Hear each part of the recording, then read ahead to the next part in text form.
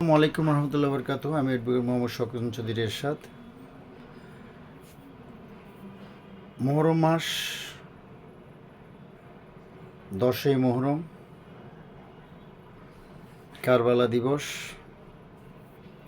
এজিদ কর্তৃক ইমাম হুসাইনকে যেভাবে নৃশংস হত্যাকাণ্ড চালিয়েছেন মাত্র 72 জন মানুষের উপর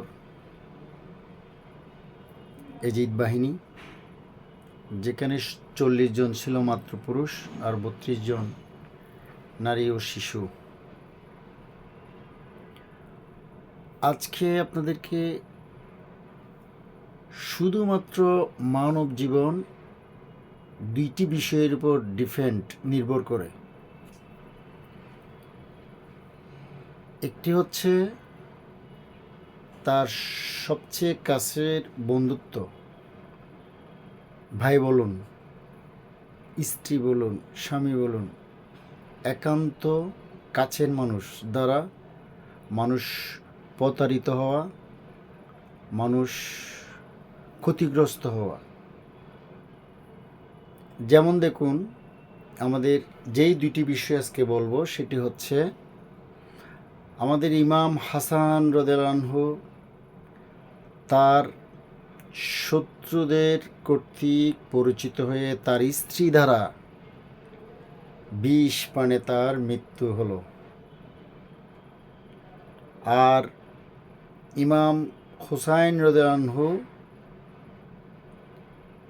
সত্যের পক্ষে সত্যকে প্রতিষ্ঠা করতে গিয়ে অন্যায়ের সাথে আতাত না করার প্রেক্ষিতে তিনি শহীদ হয়েছেন।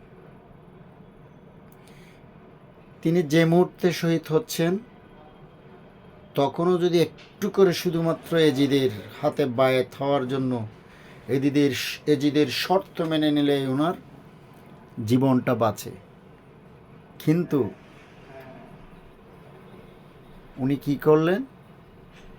সত্যের পক্ষ থেকে নিজের জীবন বিসর্জন দিলেন।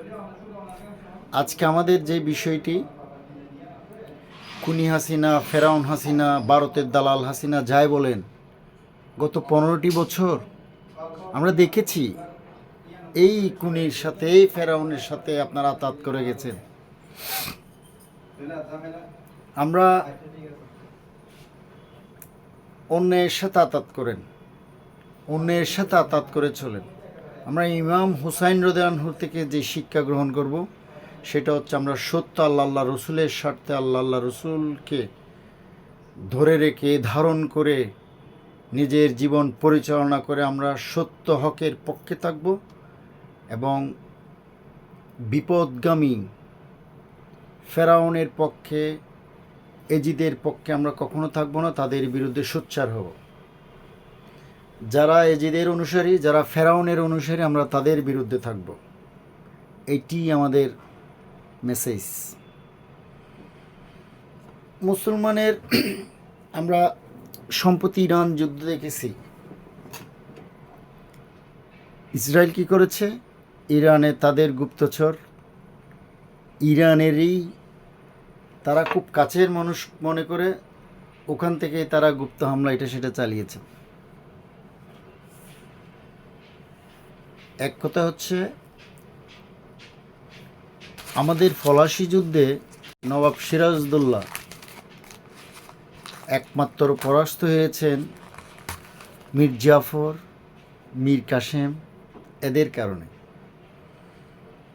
আমাদের এই দুটি দিক, মুনাফিকের কারণে আমরা ক্ষতিগ্রস্ত, আমরা অন্যায়ের সাথে আতাত করার কারণে আমরা ক্ষতিগ্রস্ত। আমরা এই দুটি নীতি ফলো করব। হযরত মা ফাতেমা রাদিয়াল্লাহু আনহা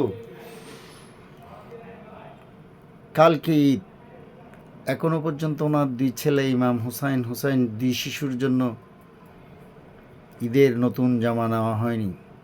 বারংবার ইমাম হুসাইন, হাসান রাদিয়াল্লাহু আনহু মার কাছ থেকে ঈদের পোশাক চাচ্ছে। মা শুধুমাত্র পোশাক আসতেছে, পোশাক আসবে, এই কথা বলল আল্লাহ রাব্বুল আলামিন ফেরেশতা দ্বারা। দুইটি পোশাকের প্যাকেট চলে আসলো, একটি হচ্ছে নীল বর্ণের নীল পোশাক, আরেকটি হচ্ছে লাল পোশাক। নীল টাকার ইমাম হাসানের জন্য, লাল টাকার ইমাম হুসাইন রাদিয়াল্লাহু আনহুর জন্য।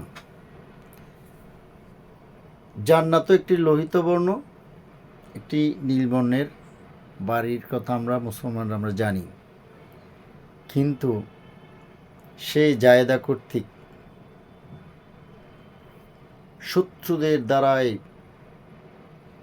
বিষ পানে ইমাম হুসাইন রাদিয়াল্লাহু আনহুর শরীর চেহারা অনেকটা নীল বর্ণের হয়ে গেল। আর ইমাম হুসাইন রাদিয়াল্লাহু আনহু সত্যকে প্রতিষ্ঠা করতে গিয়ে আল্লাহর রসুলের স্বার্থে নিজে রক্তাক্ত হলেন। আমরা পরিবার পরিজন, আত্মীয় স্বজন, বন্ধুবান্ধব, দয়া করে আপনারা মুনাফিকি জীবন থেকে নিজেকে বাঁচিয়ে রাখুন।